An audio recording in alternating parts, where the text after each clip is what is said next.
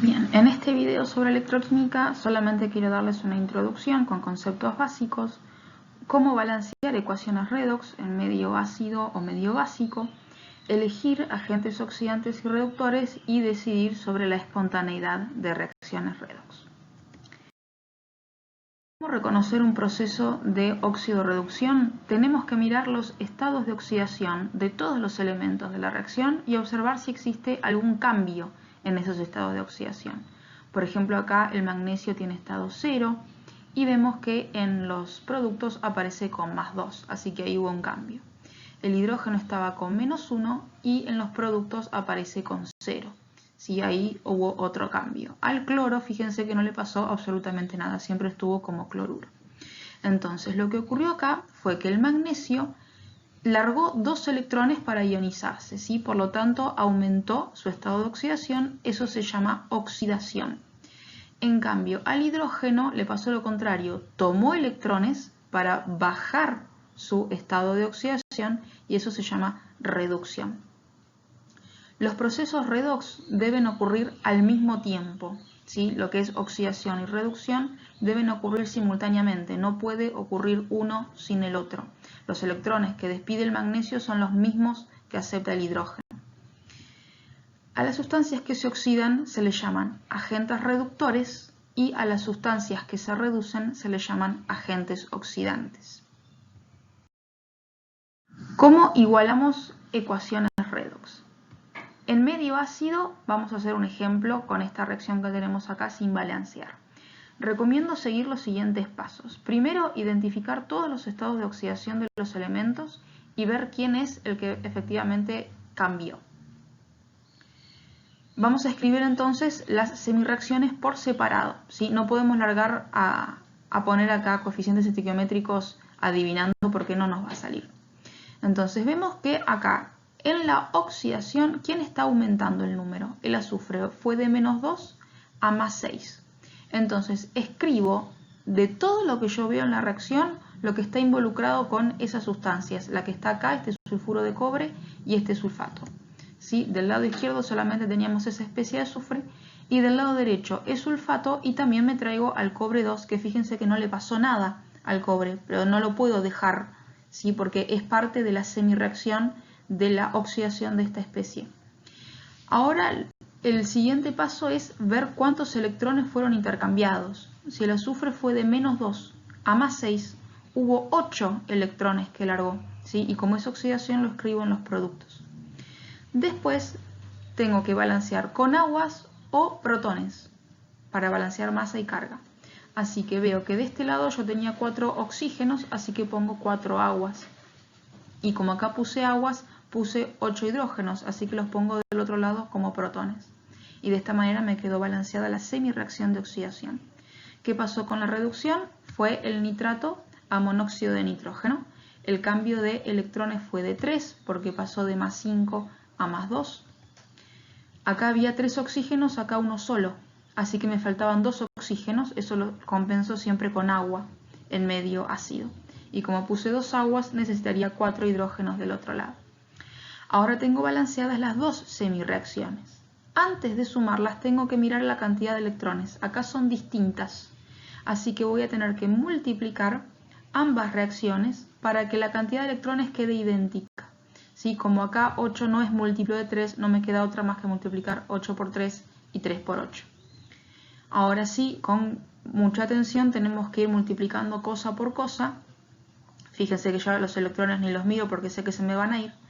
Así que multiplico toda la primera reacción por 3 y toda la segunda reacción por 8, ¿sí? Respetando reactivos y productos.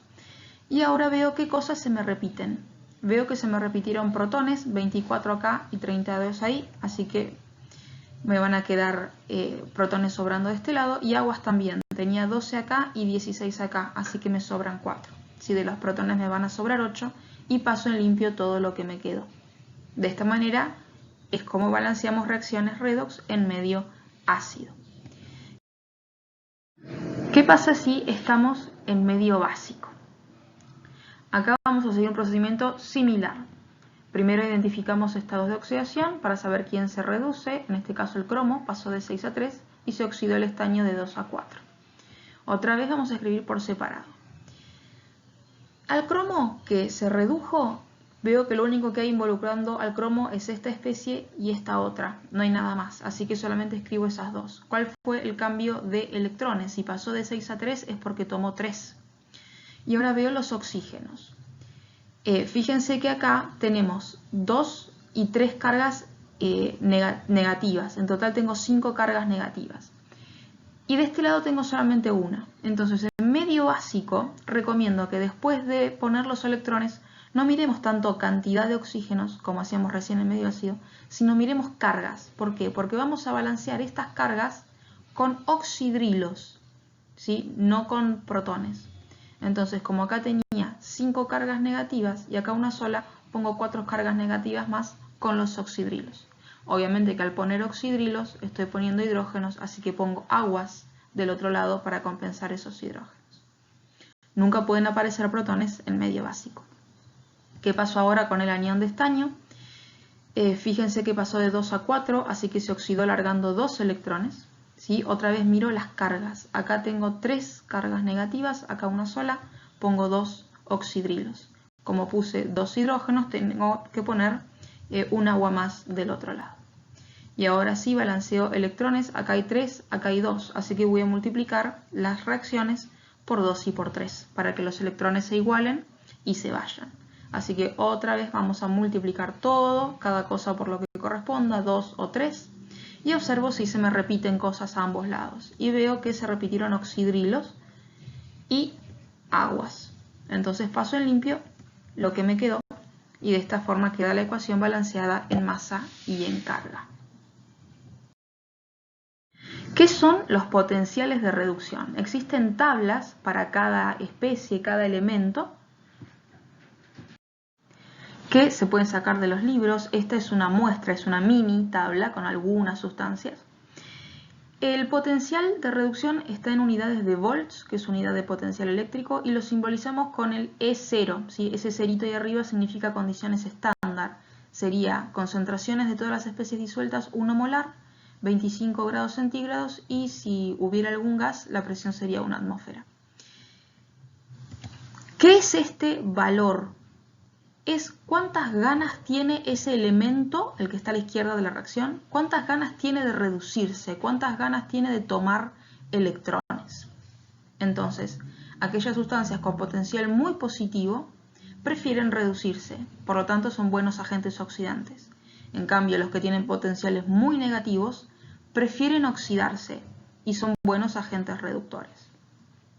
¿De dónde sale que algunas sustancias tengan potencial positivo, otras negativo? De esto, del electrodo estándar de hidrógeno. Arbitrariamente se eligió que esta reacción de reducción, protones de un ácido que toman electrones para transformarse en hidrógeno, se decidió arbitrariamente que esto tiene potencial 0. Entonces, todas las demás sustancias fueron medidas conectándolas a este electrodo de hidrógeno. Algunas sustancias daban potencial positivo, otras daban negativo. ¿Sí? Eso solamente significa que esa sustancia se puede reducir frente al hidrógeno si es positivo o oxidarse frente al hidrógeno si es negativo. Pero nada más, no es que una sustancia con potencial positivo siempre se va a reducir o algo con potencial negativo siempre se va a oxidar. No, eso no es así. Depende con qué lo compare, porque yo puedo comparar 2 semiceldas positivas o 2 semiceldas negativas, ¿sí? Y siempre se va a reducir aquella especie que tenga mayor potencial de reducción de los dos. ¿Cómo me doy cuenta entonces si una reacción redox es espontánea o no? O sea, si va a ocurrir o no va a ocurrir. Para eso tenemos que aprender lo que es el cátodo y el ánodo de una celda. El cátodo es la superficie donde se produce la reducción y el ánodo es la superficie donde se produce la oxidación. Para memorizarte esto podés acordarte la regla de las consonantes y las vocales. El potencial de una celda se calcula potencial de reducción del cátodo menos potencial de reducción del ánodo. Si este delta E me da positivo, la reacción es espontánea tal como está escrita. Y si me da negativo, no es espontánea. Sí lo va a hacer en sentido inverso, es decir, si yo invierto productos con reactivos. Los valores que tomo para calcular esta resta los tengo que sacar de la tabla sin cambiarles ningún signo. Y incluso el del ánodo, que es donde se está produciendo la oxidación, tengo que tomar el valor de reducción, ¿sí? El que está en la tabla.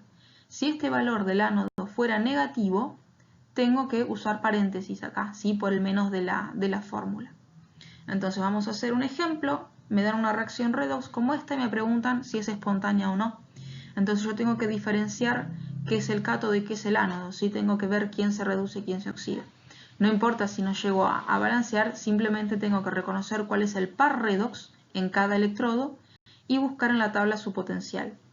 Entonces vamos a hacer la resta de cátodo menos ánodo y vemos que en este caso da positivo. Por lo tanto, la reacción ocurre espontáneamente así como está escrita. Por ejemplo, yo podría poner un pedacito de manganeso sólido en una solución de ácido nítrico. Sí que acá lo tenemos ionizado, no en cantidad estequiométrica, pero no importa. Entonces, si yo pusiera manganeso sólido en ácido nítrico, ese manganeso se oxidaría. ¿Sí? Se terminaría disolviendo en una sal de manganeso 2. ¿Qué son agentes oxidantes y reductores y cómo elegirlos? Me piden, por ejemplo, un agente oxidante que pueda convertir una determinada especie en otra. Entonces, yo voy a buscar de esa especie que yo quiero oxidar el potencial en la tabla. Recuerden que esto es potencial de reducción. Entonces, como el agente oxidante se tiene que reducir, el potencial del agente oxidante tiene que ser mayor que la especie que yo quiero oxidar. ¿Sí? Entonces, teóricamente, cualquier par con un potencial mayor a 0,54 va a ser capaz de oxidar al ioduro. ¿Sí? Por ejemplo, este anión que se llama permanganato, ¿sí? Tiene uno de los potenciales más altos, por lo tanto el permanganato es un buen agente oxidante. Ahora, yo veo que en la tabla aparece este par con ese potencial. ¿Cuál de las dos sustancias, cuál de las dos especies es verdaderamente el agente oxidante? El agente oxidante es la forma oxidada, ¿sí? En este caso el permanganato. Así se puede reducir. ¿Sí? Entonces, si yo quisiera oxidar una solución de ioduro, lo que tendría que agregar sería una sal de permanganato, no manganeso 2. De la otra forma, si tengo que elegir un agente reductor, por ejemplo acá para reducir al cobalto, el agente reductor se tiene que oxidar, por lo tanto el potencial del agente reductor debe ser menor que el de la especie que yo quiero reducir. Entonces teóricamente cualquier par con potencial menor a menos 0,28 va a ser capaz de reducir al cobalto. Por ejemplo, el aluminio. El par aluminio 3 tiene un potencial muy negativo. Entonces de estos dos, ¿cuál es el agente reductor? El agente reductor es la forma reducida, porque así se puede oxidar, ¿sí? O sea que si yo tuviera una solución de cobalto 2, si la quiero reducir tengo que agregarle una chapita de aluminio, ¿sí? Así la chapita de aluminio se oxida y el cobalto se reduce. Muchas gracias por mirar el video. Sabes que podés comentar con temas para próximos videos.